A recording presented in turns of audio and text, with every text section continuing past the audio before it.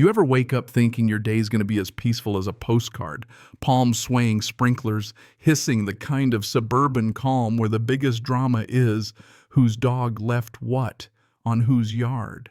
Yeah, that was me, until I found a bright yellow violation notice stapled to our fence like some kind of ransom letter. Fence height violation. Unauthorized flag compliance required within 72 hours. Welcome to HOA hell. Emily? My wife was standing there in her gardening gloves, reading it out loud. Her voice caught halfway between a laugh and a growl. Now, Emily's a school teacher. She doesn't scare easy, but she knows how the world works. She's the queen of documentation. Phone out, camera rolling before I could even blink. But before she hits record, she taps her brother Mark, puts him on speaker, says, "Can you believe this? They're citing us for the flag again." That's when 3 men came strutting across our lawn like they owned the place. Tactical vests, badges so crooked you could see the glue swagger that just screamed wannabe. Their patches said compliance, not police. The biggest one looked like he used to bounce at some bar barks. "Ma'am, stop recording. This is official HOA enforcement." Mark's voice crackles over the phone, skeptical, already smelling something off.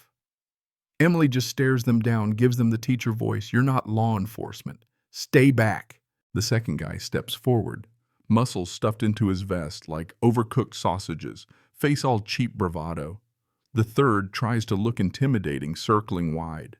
Meanwhile, the whole neighborhood's frozen Mrs. Chin, peeking through her blinds. Carl across the street gripping a wrench, Mrs. Rodriguez's hose just flooding the sidewalk because she forgot to shut it off. Then it happens. Muscle guy raises his hand and smacks Emily across the face. The sound cracked so loud it seemed to echo across the block. Mark heard it through the phone. Every neighbor heard it. Time stopped. Emily's phone tumbled into the grass screen, spider-webbed, but still recording. She gasped, then just went silent. And that's when I stepped outside, coffee mug in hand, old Marine Corps t-shirt, jeans. Air suddenly cold, every combat nerve on high alert. "You just assaulted my wife," I said, voice calm, but steel hard. "Those guys, yeah, they saw a husband, but they didn't see what flipped inside me. The one thing that kept me alive overseas about to get unleashed right here on our lawn." But before I could even take a step, headlights hit the driveway, black pickup rolls in low and mean. Emily's twin brothers, Ryan and Jason, Navy SEALs, move like they're slicing through water. If you've ever seen a SEAL walk into a room, you know. Not swagger, just this razor-sharp stillness. "Problem here?" Ryan asks, scanning everything voice level.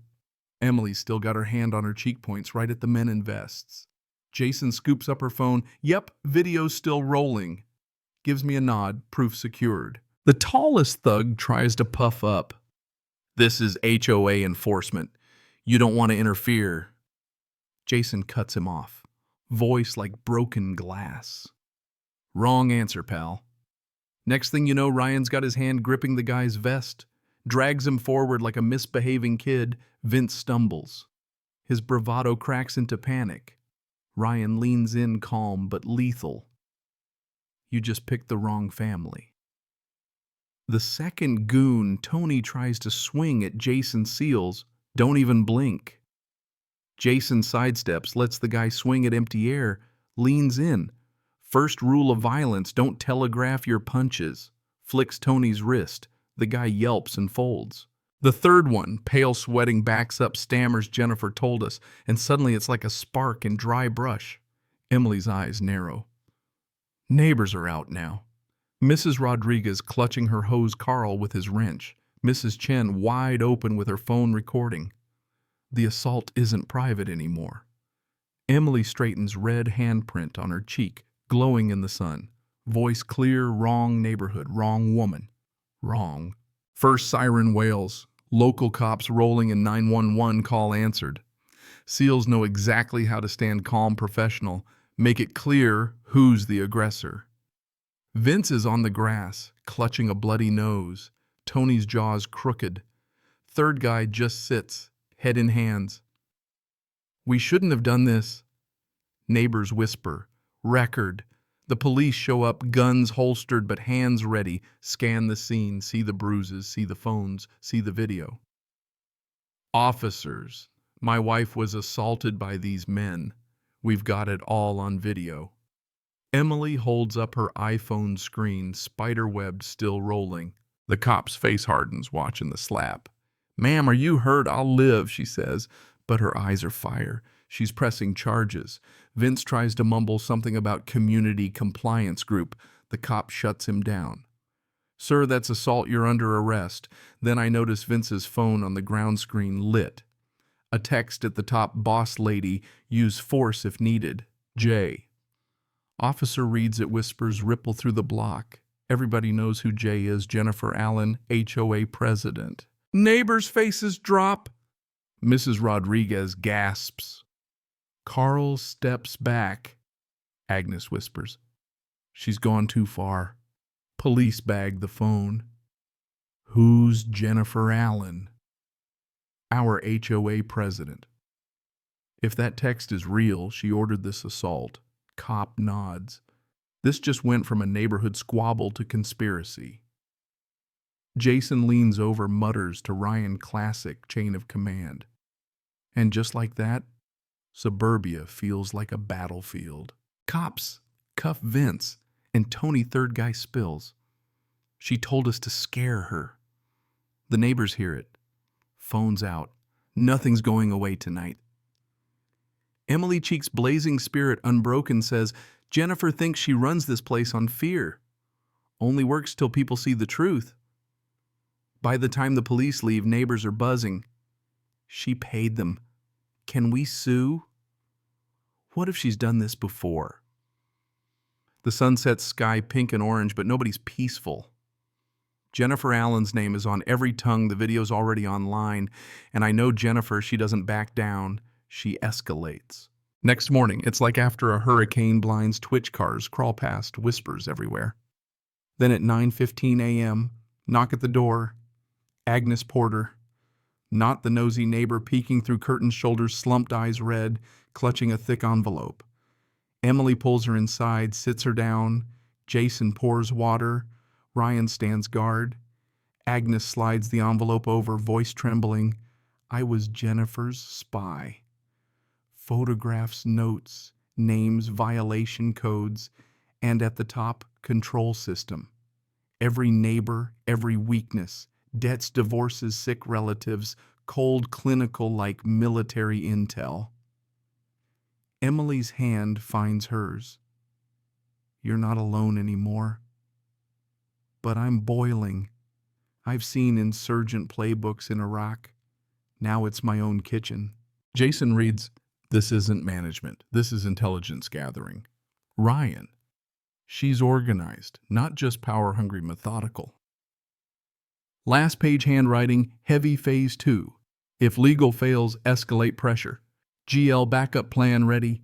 GL Gregory Lamb, her ex-husband. Agnes whispers, "She told people he died, but he's not dead." My gut twists. If she's got a backup plan, it's serious. Emily, "Then we escalate the right way. Evidence exposure, no more secrets." Jason, "She's running a covert op." Ryan, "And with her ex, it's bigger than fines." Emily stacks the evidence. We expose her at the next meeting. And for the first time, the fear works both ways. We've got the truth. Courthouse fluorescent lights echoing marble. Emily's bruise faded but not forgotten. Her brother's flanking us all business. Jennifer Allen struts in like she owns the place, expensive suit, perfect hair, and right behind her, Carl Mitchell. My heart sinks. Same Carl who stood by us at the meeting? But now he's walking to her side, looks broken, takes the stand, hands shaking, voice cracking, claims I threatened his family, says Jennifer promised to forgive his debt if he testified. Emily's nails dig into my palm, Jason's jaw clenched tight. Our lawyer Claire stands up, calm, collected. "Your Honor, permission to submit new evidence." Plays back Carl's real voice from the meeting. Chuck showed remarkable restraint. I support him. Time stamped 3 nights ago. Carl's face drains, courtroom gasps. Ray Delgado presents Agnes's photos, Jennifer's notes. Carl Mitchell, $20, $500 debt. Leverage opportunity. The judge turns to Carl. You lied somewhere. Which is it? Carl breaks sobbing. I didn't want to lose my house, I'm sorry. Jennifer hisses, slams her nails. Carl, shut up. But it's too late. The judge bangs the gavel. Perjury is serious. Mrs. Allen, you're facing witness tampering, intimidation, and abuse of authority. Jennifer's mask finally cracks. Next day, the quiet's fake. My phone buzzes, unknown number. Your wife works at that school, right? Public places can be unpredictable. My blood goes cold. Emily dials her principal. Jason and Ryan burst in furious. They just crossed a line. Ryan says, "This is federal now." Ray Delgado arrives, looks at the text. This isn't HOA drama. Threatening a school is a whole new ballgame. FBI DHS people Jennifer can't bully.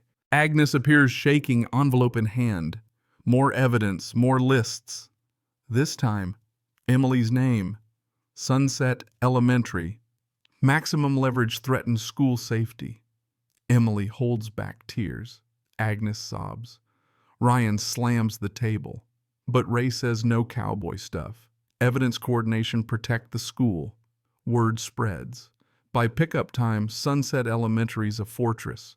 Seals at the door, cops everywhere. And still the threat hangs.